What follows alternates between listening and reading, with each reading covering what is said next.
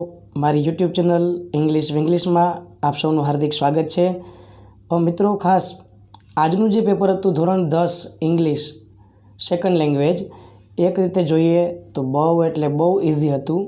મોટાભાગના પ્રશ્નો એવા હતા કે જેમાં કોઈ આપણને મુશ્કેલી ન દેખાય, છતાં પણ આજનો આ વિડીયો હું તમારા માટે જે લાવ્યો છું એ ધોરણ 10નું જે આજનું એટલે કે 11 માર્ચનું જે પેપર હતું એનું સોલ્યુશન છે, બરાબર।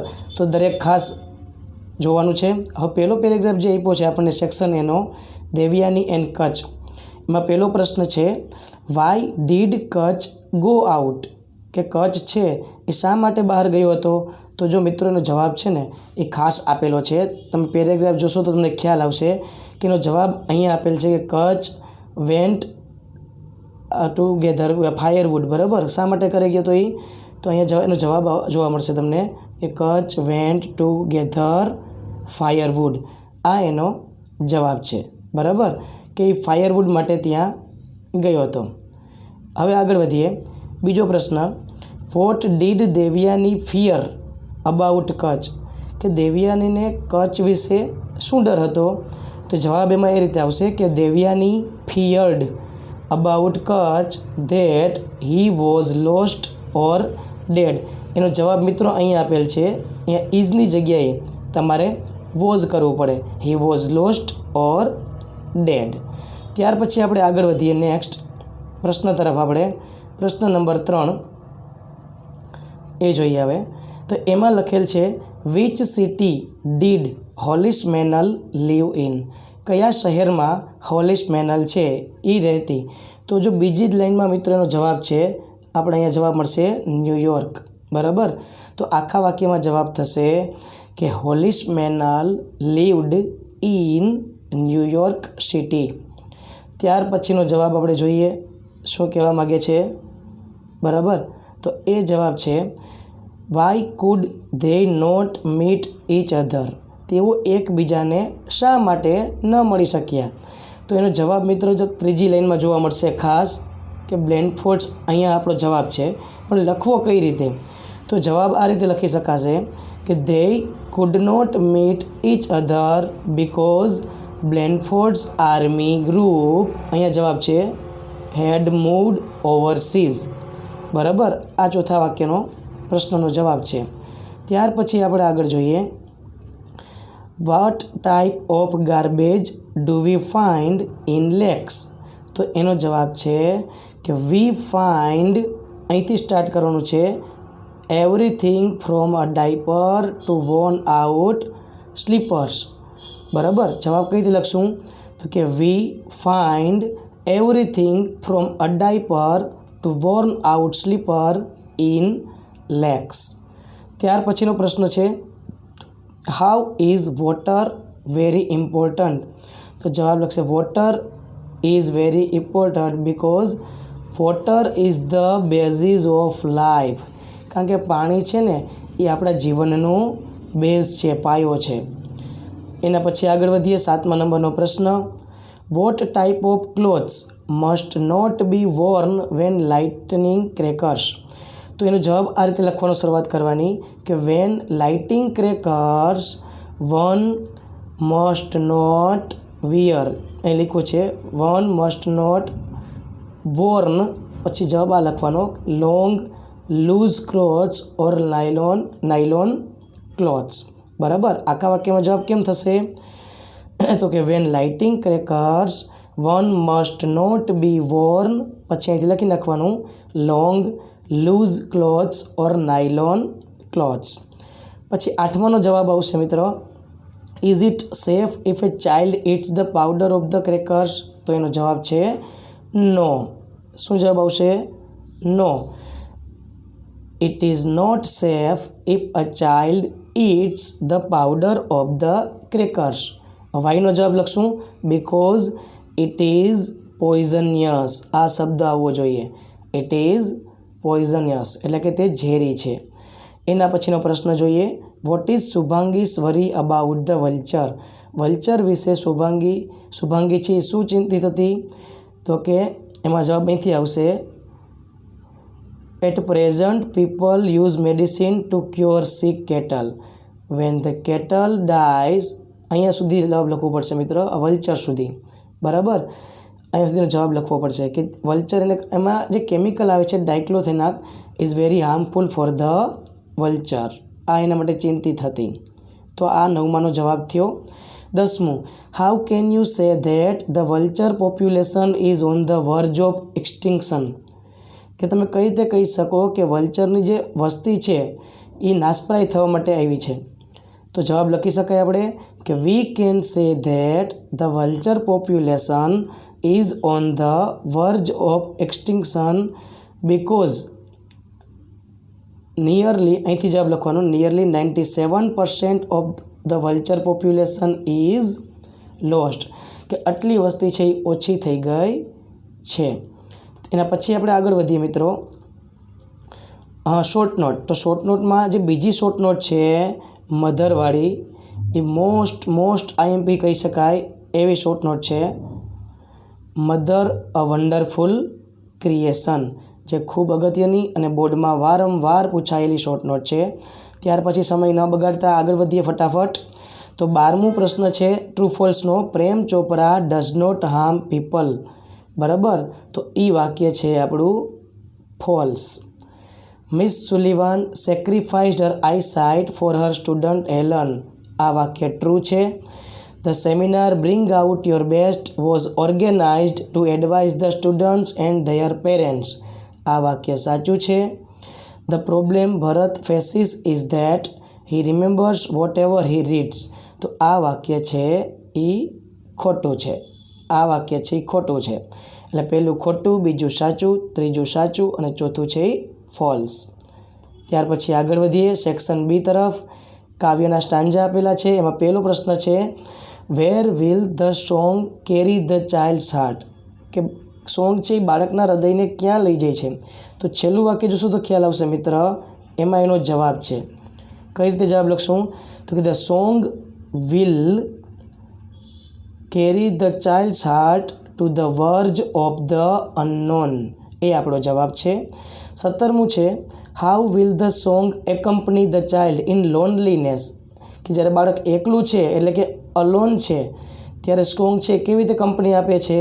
તો એનો જવાબ આ વાક્યમાં તમને જોવા મળે છે. The song will accompany the child by sitting his side and whisper in his ear. એ રીતે ચેન્જ કરવું પડે. અને 18મો પ્રશ્ન છે how will the song protect the child when in the crowd. કે ક્રાઉડમાં એટલે કે ટોળામાં, અહીંયા ક્રાઉડ શબ્દ આપ્યો, કઈ રીતે બાળકને પ્રોટેક્ટ કરે છે. તો જવાબ લખી શકાય the child when in the crowd the child the song will fence the child about with aloofness. બરાબર. આ રીતેનો જવાબ લખી શકાય. તો આ કાવ્યના પ્રશ્ન હતા. બહુ સિમ્પલ હતું મિત્રો. એના પછી પેરેગ્રાફ આપ્યો છે ફટિક ચક્રવર્તી વિશે. બરાબર. હવે એમાં જો પહેલો પ્રશ્ન છે who is the elder one between the two brothers. કે બે ભાઈઓ વચ્ચે સૌથી એલ્ડર એટલે કે મોટો કોણ છે. તો મિત્રો આ વાક્ય તમે જોશો, અહીંયા તમે જોશો તો ખ્યાલ આવશે કે ફટિક્સ યંગર બ્રધર માખણ. હવે નાનો ભાઈ છે એનો અર્થ એવો થાય કે ફટિક છે એ કેવો ભાઈ છે? મોટો.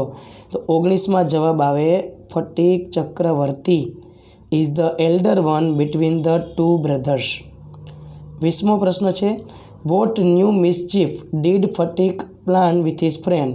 કયું નવું તોફાન છે એ ફટિક પ્લાન કરે છે એના મિત્ર સાથે મળીને. તો એનો જવાબ અહીંયા છે there was a heavy log lying on the river. Phatik plan was to roll it away with the help of his friend. તો આ 20માનો જવાબ છે. પછી 21મું છે how did Makhan become an obstacle. હવે એ વિઘ્નરૂપ કઈ રીતે બની ગયું? બરાબર. તો કે ફટિક્સ યંગર બ્રધર માખણ સેટ ઓન ધ લોગ. એને જે પ્લાન કર્યો હતો ફટિકે, પણ એનો નાનો ભાઈ છે એ લોગ ઉપર બેસી ગયો. લોગ એટલે લાકડું, એટલે એ વિઘ્નરૂપ બન્યો. તો આ એનો જવાબ થશે 21નો. 22 છે કે where did the heavy log lie. Heavy log ક્યાં રહેલું છે? તો આખા વાક્યનો જવાબ કેમ લખશું? The heavy log lied. પછી અહીંથી લખવાનું મિત્ર on the bank of the river એ જવાબ છે. ક્યાં છે? On the bank of the river. છેલ્લો છે આઈ વિલ બીટ યુનું સિમિલર સેન્ટેન્સ મિત્રો ગોતવાનું છે. સિમિલર સેન્ટેન્સ ક્યાં આપ્યું? તો કે છેલ્લું આપેલ છે એ આઈ વિલ થ્રેશ યુ. આ તમારો જવાબ થશે છેલ્લા પ્રશ્નનો. ત્યાર પછી આગળ વધીએ. અહીંયા આપણને એક જાહેરાત આવી છે. પાન કાર્ડ નંબર છે, permanent account number, PAN number પણ કહેવામાં આવે છે. What is this data? તો જવાબ આવશે this data is about permanent account number. આ એનો જવાબ છે, પરમેનન્ટ એકાઉન્ટ નંબર એટલે કે પાન. બીજો પ્રશ્ન પૂછ્યો છે which department is the data કન્સર્ન્ડ with? કે આ ડેટા કયા ડિપાર્ટમેન્ટ સાથે કન્સર્ન છે, સંકળાયેલા છે? તો આખા વાક્યમાં જવાબ લખશું ધ ડેટા ઇઝ કન્સર્ન્ડ વિથ. હવે એમાં કયું ડિપાર્ટમેન્ટનો ઉલ્લેખ છે મિત્રો અહીંયા? તો કે ઇન્કમ ટેક્સ ડિપાર્ટમેન્ટ. બરાબર, એ આપણો જવાબ છે.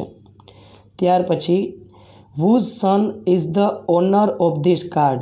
કે આ કાર્ડના ઓનર છે એ કોનો પુત્ર છે? તો એમાં જવાબમાં પિતાનું નામ આવે મિત્રો. ખાસ ભૂલ ઘણાને થાય છે આમાં.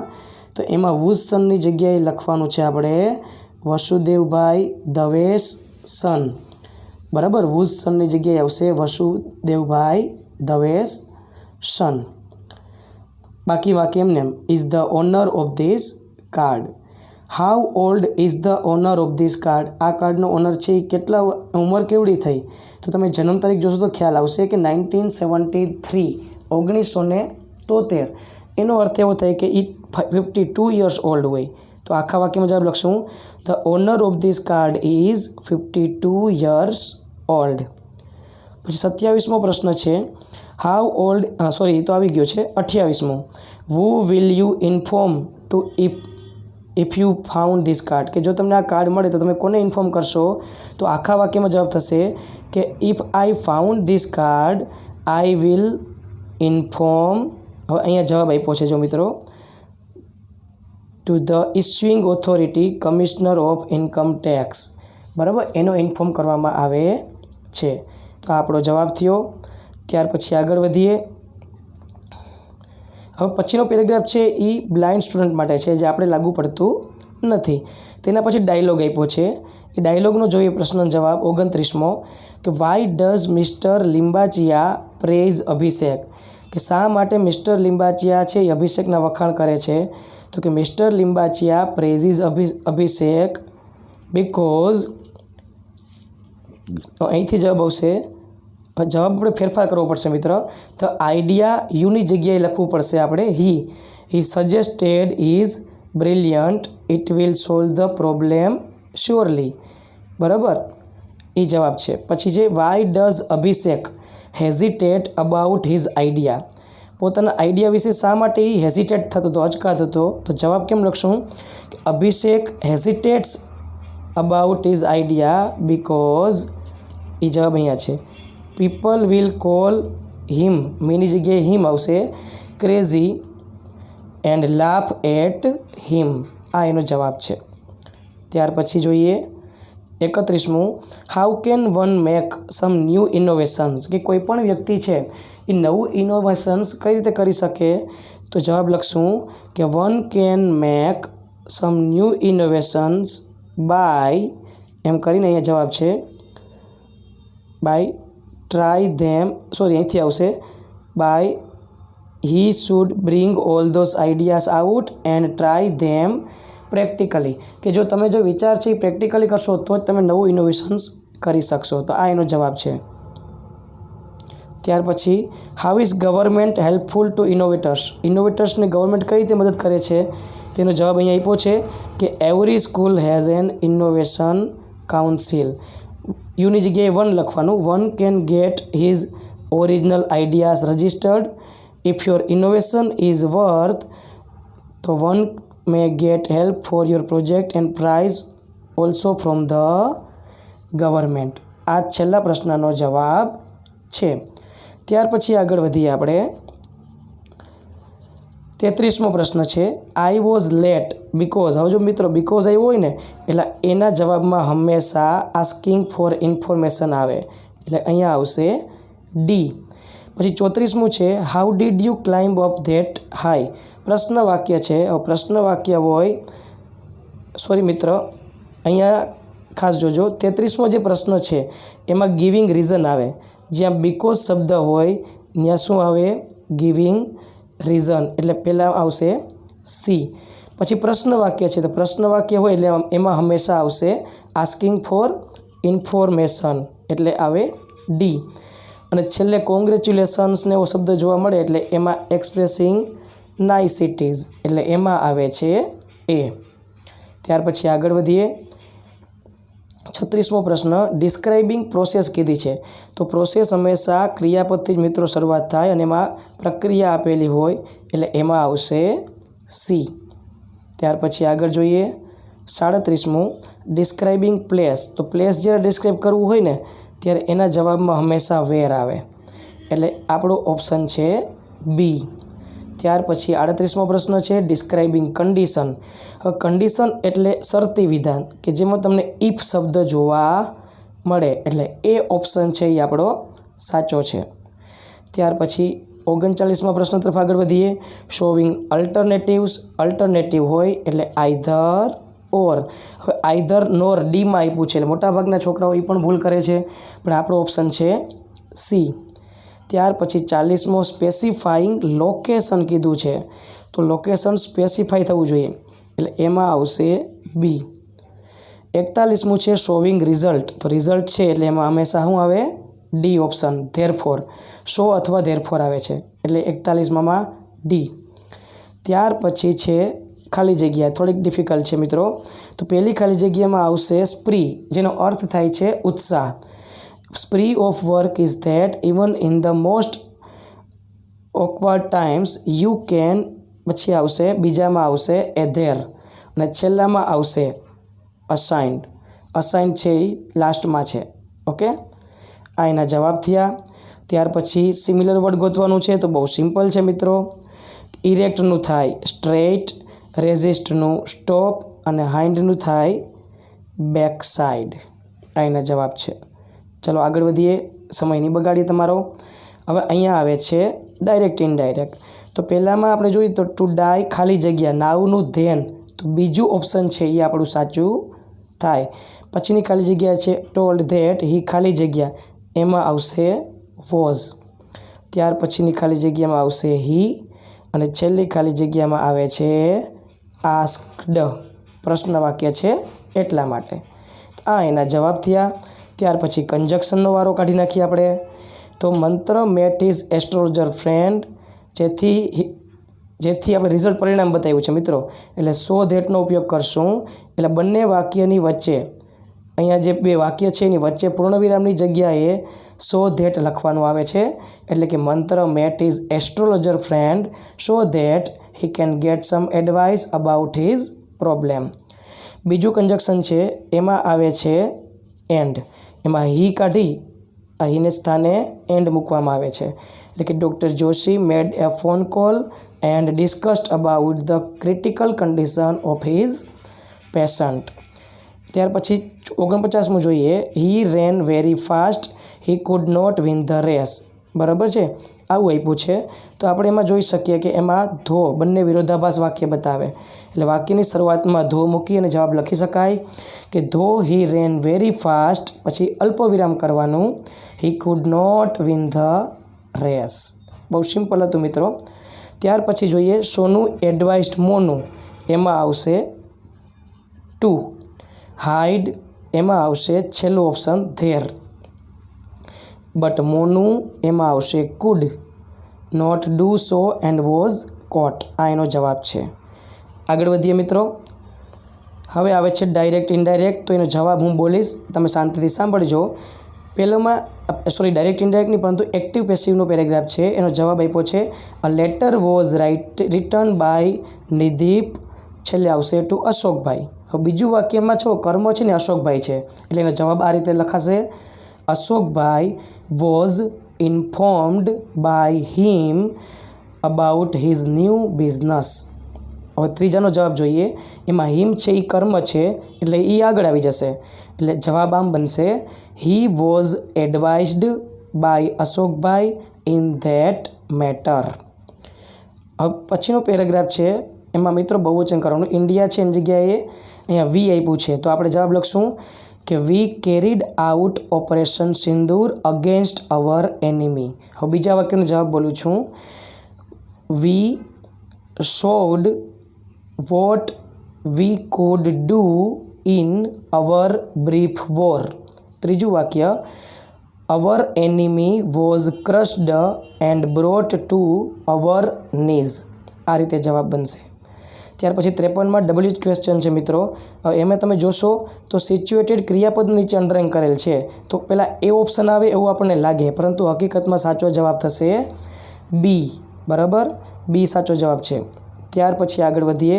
ઉત્પલભાઈ નીચે અંડરલાઇન છે, એટલે કે ઉત્પલભાઈ કરતા છે, તો કરતા હોય તો વુ વડે જ પ્રશ્ન વાક્ય બને. પછી આમાં ટુ વાળું ક્રિયાપદ આપ્યું મિત્રો લીટીવામાં, એટલે વાય વડે જ પ્રશ્ન બને કમ્પલસરી, એટલે સી ઓપ્શન આવે છે. ત્યાર પછી આગળ વધીએ 56 તરફ. એમાં આપણે સેક્શન ઈ. હવે મિત્રો બહુ મોસ્ટ આઈએમપી જે એસે હતા એમાંથી જ પૂછાણા છે.